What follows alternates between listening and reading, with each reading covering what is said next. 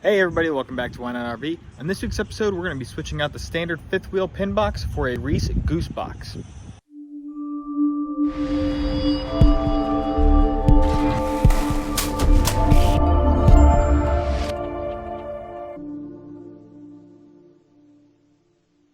Remember, if you want to learn more and make less mistakes while RVing, be sure to hit that subscribe button, drop a like and a comment down below. I appreciate it. Thanks for watching. So this is the standard fifth wheel pin box that came with my Montana. It is nice because it does have the tilting, pivoting head. It is already, a pretty nice hitch, and it rides very smooth in comparison to the big country. But I told myself when I bought this RV that one of the first things I wanted to do was switch out to an air ride type of pin box. And the air ride fifth wheel pin box is actually more expensive than the Reese Goosebox, and the Reese Goosebox converts this into a gooseneck style hitch so that it just has a ball in the bed of the truck. So that's like the biggest added benefit to this is my truck bed space gets freed up tremendously. It is also air ride with dual shocks. So step number one is to remove this. So we got to take off these bolts. There's 6 on both sides. They're big old 15/16 bolts. So I went and bought a socket for those, and I already busted them loose, and now I just got to back them out of the way and then try and safely remove this. But let's get started. Like I said, I did already bust these loose with this nice big breaker bar. It was pretty simple. Once I got on there, it was a simple little twist, and they all came right loose, no issues at all. So now we're gonna work a little smarter and faster. We're gonna get these things removed real quick.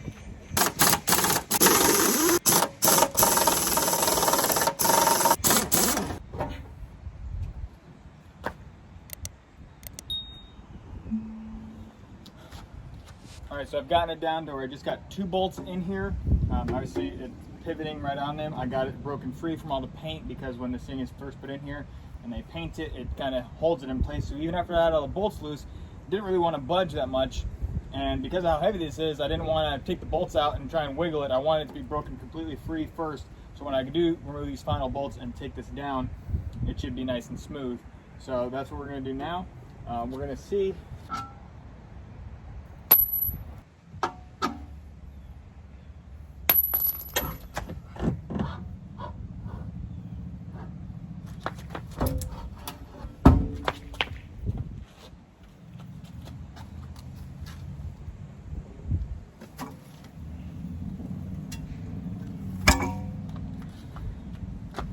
Ta-da!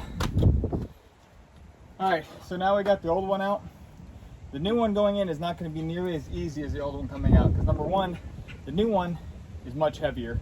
As far as I know, I think the new one's like 240 pounds or something like that, 225 pounds.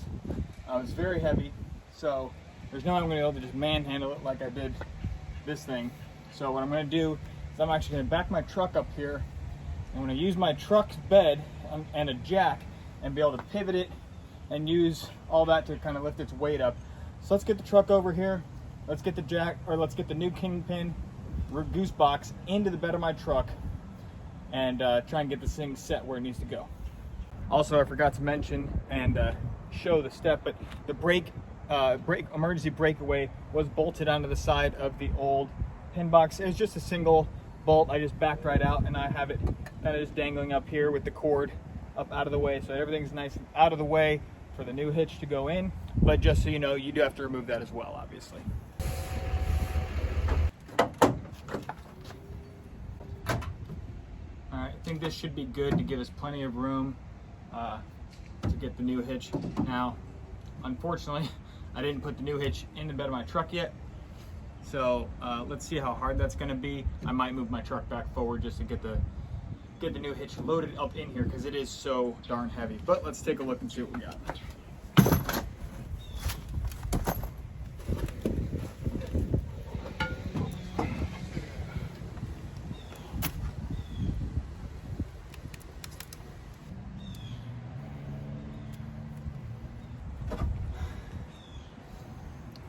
I did it.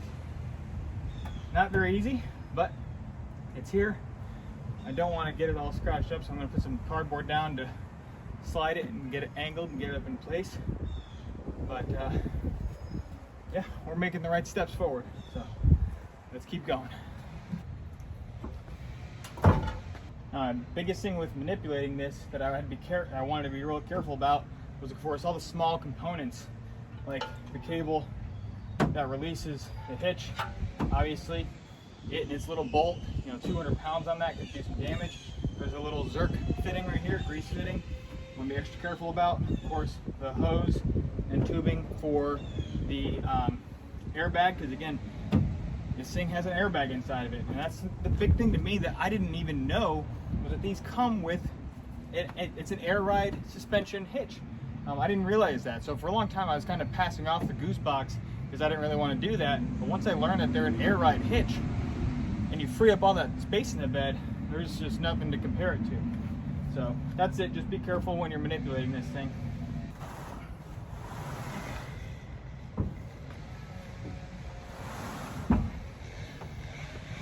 Okay, pretty good. Now I'm gonna go get a jack so that I can lift up the one end. I'm gonna get a little chalk or something to hold the front and get it kind of manipulated and maneuvered up into place. Let me give you guys a quick update as to where we're at.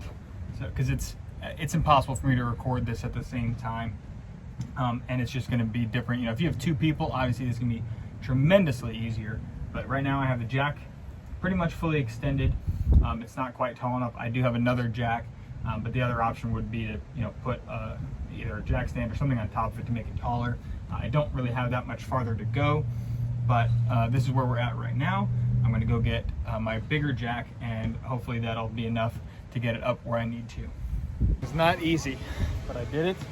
Got it up there by myself. I did have my girlfriend come and help me at one point just to get the jack under while I lifted something. That was it. So I needed 3 hands at one point, but it's up here. I got the bolts in. We got to get them tightened down. So this thing's pretty much mounted up at this point now. My specific frame does need the spacers, which I have already ordered. They are going to be here tomorrow. I just wanted to get the main hitch up and in place. So now all I'm going to have to do tomorrow is basically keep one side nice and tight, undo all my bolts, put the spacers in there. We'll do that. We'll show the recording, but that's it for today. We'll see you tomorrow. Last thing we actually are going to do today is go ahead and get the breakaway cable hooked up. I'm not sure exactly where I'm going to put it yet. I'm going to kind of see exactly where I want it. I might put it in the same type of position that the last one was on. Obviously I'm going to do it on the driver's side, but let's take a look and see where we're going to put this thing. I also added on the safety chains. It's just a simple bolt that goes right through here, a little washer, another lock washer, and a bolt on the other end, or nut on the other end.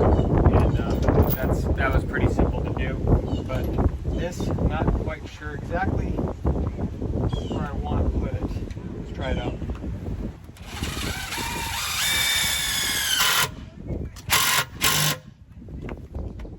Alright, now I got that on there. I'm not going to over torque it a second time and break another head off. As my dad likes to call me, Tommy torques a lot. Tommy, too much torque. He does just all sorts of things with the word torque in it, which is true. I like to use my impact, but sometimes you over torque something and you snap a head off. So don't do that. I'm gonna go grab a wrench and we're gonna tighten this down. That's pretty much it for today. I got the safety chains on here. We got it up here, it's good. The spacer kit comes in tomorrow, so then we'll add those and we'll bolt all these down to the proper torque specs, which I believe is 210 or 220 foot-pounds of torque, which I'll double check. These were 110, so I got those tightened down to 110, and that's pretty much it. We'll see you tomorrow. So the spacer kit actually came in a little bit early, and this is all that it is basically just a metal, probably about a 1/4 inch thick spacer that goes in between. It's gonna go up in between here. I just need to loosen these bolts a little bit more to get this side in. I already put this side in. Very simple to do.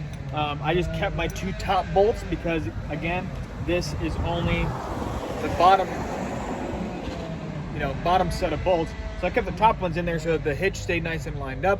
Didn't have to do anything crazy, but I do just need to loosen these up a little bit more to get this in there.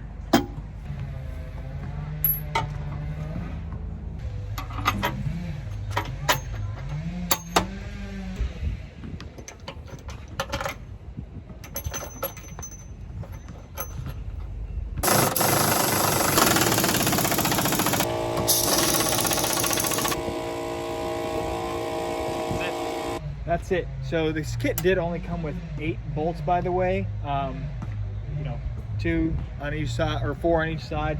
I obviously reused a couple bolts from the old hitch and re-put them on here because why not? I mean, what's the harm in having a couple extra bolts? I do have a little can of black spray paint. I'm probably gonna just touch up some of this stuff just so it doesn't rust, and put a little coat of paint over top of these. I don't know, I might tape it. I haven't decided what I'm gonna do yet with it, but I'm gonna do a separate video on how to hitch up with a gooseneck style hitch. So stay tuned for that video. If you like what you saw, make sure to hit the subscribe button, drop a like, leave a comment below, and we'll see you next time. Thanks for watching Why Not RV. Bye.